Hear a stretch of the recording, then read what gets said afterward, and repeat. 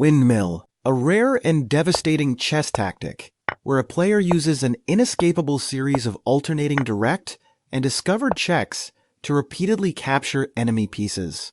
Although this tactic is powerful and effective for gaining a lot of material, the windmill is considered one of the rarest tactical motifs in all of chess, appearing in fewer than 0.1% of competitive games.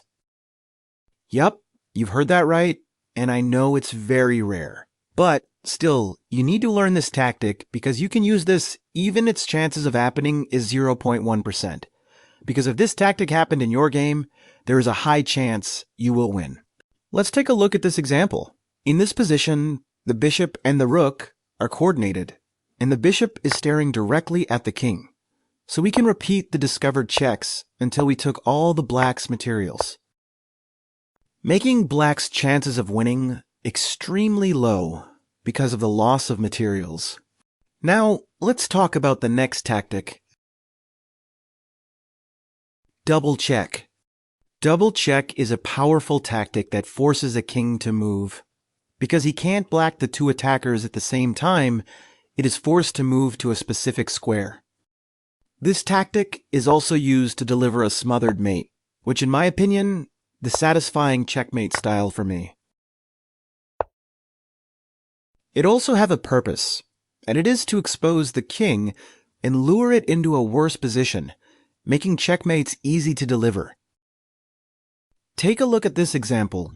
The rook can capture the knight even if it's defended by another knight because the rook and the bishop is attacking the king at the same time, blocking all the escape square and also to deliver a checkmate, making this tactic very powerful and useful in chess games.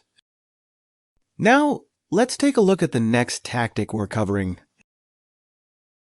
Battery. A battery is a powerful tactic where you line up two or more pieces on the same line, a file, rank, or diagonal, to attack the enemy position. Think of it like a military artillery battery. Instead of firing separate shots, your pieces combine their firepower to blast through a single target or square. For example, in this position, this rook are stacked together to attack and add more pressure to this weak square, because the rook is defended by another rook behind it. So the king can't capture it because it is defended, leading to a loss of material. And also, a quick tip for you guys. If you want to trade pieces, put a lower value piece in front of a more valuable piece if you want to attack a heavily defended square and want a series of captures. Put a piece like a rook or a bishop in front of your queen. That way, you won't lose the more valuable piece in exchanges. And if you want to deliver a devastating checkmate or to attack a weak square, it is best to use your queen to deliver checkmates. But also, don't forget to bring a rook behind your queen for a vertical attack and a bishop behind for a diagonal attack. Now, let's proceed to our next tactic. Zugzwang. Zugzwang is a German chess term that means compulsion to move. It describes a nightmare scenario where a player is forced to make a move, but every single legal move they can make will ruin their position. It's like stepping in a trap, but you can't do anything because that's the only legal move you can make. That's why I almost rage quit if this happened in my game.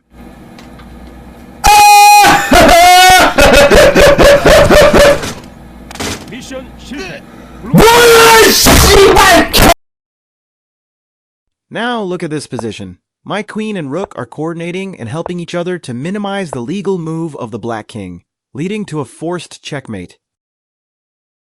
Now let's move on to our next tactic. Decoy. A decoy in chess is a tactical trick where you lure or force an enemy piece onto a specific square, usually by sacrificing one of your own pieces so you can set up a devastating follow-up attack. For example, in this position, the rook is attacking the enemy rook, but it is defended by the queen. So we sacrifice our rook to trade rooks and to gain control in the 8th rank. I will continue this explanation and make a vid for part 3. Hope you guys enjoy the video and learn something new.